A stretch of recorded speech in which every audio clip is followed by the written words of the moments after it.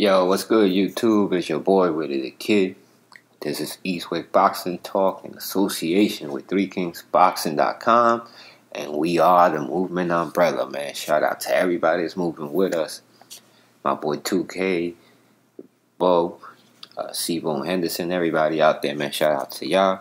But let's get started with the show. Today we're going to talk about a few stories I got. But let's start off with the Sullivan Barrera Dimitri Bivol VADA issue.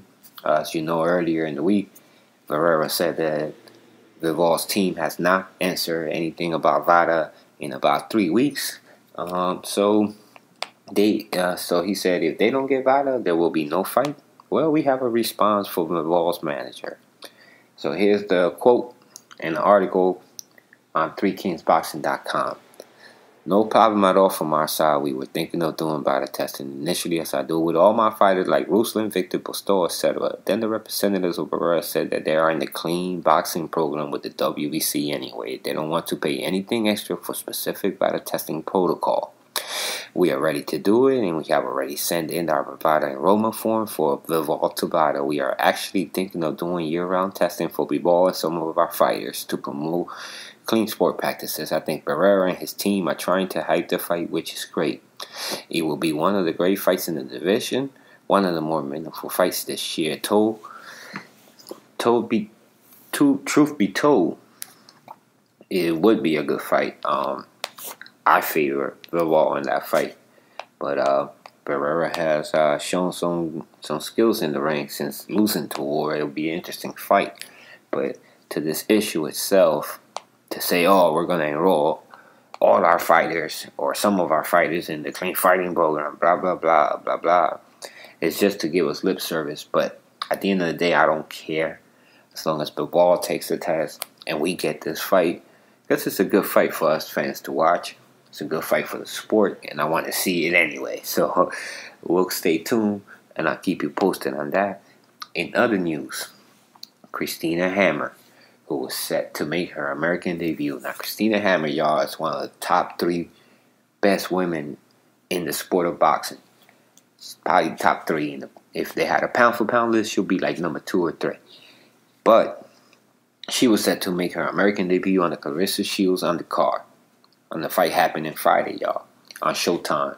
Showboxing, the next generation. And she won't be making that fight. It actually got postponed, canceled, because she's having passport issues and getting into the country. So hopefully that gets resolved. I know Showtime has to be disappointed because they're hoping to push these 2 ladies right into a mega fight, which will probably be an excellent fight to see. Oh, goodness. I was hoping you guys would get to see Hammer, but if you don't, check her out on YouTube, man. There's clips of her all over the place. So I'll keep you posted on that situation and when it gets resolved. And in other news, oh, this is a banger, yo. Robert Easter comes for Mikey Garcia.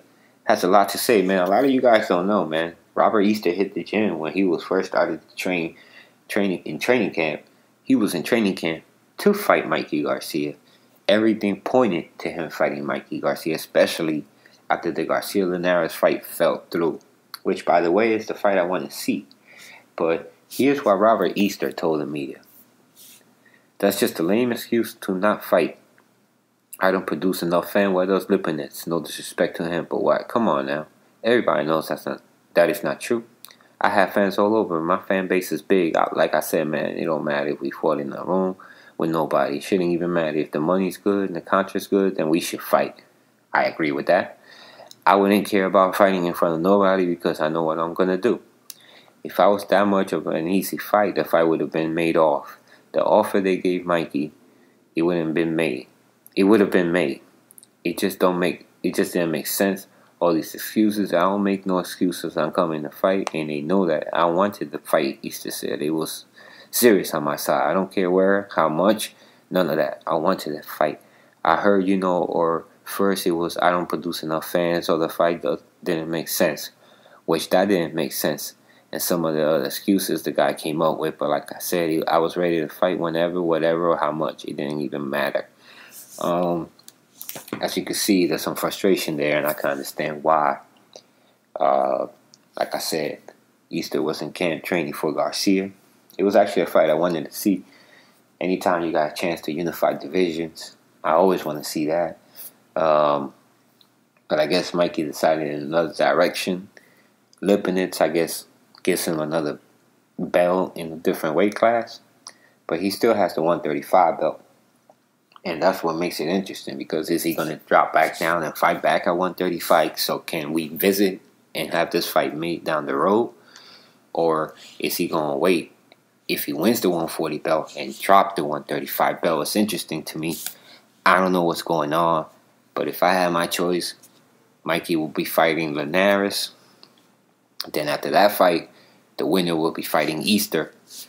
And we could have some clarity in the division.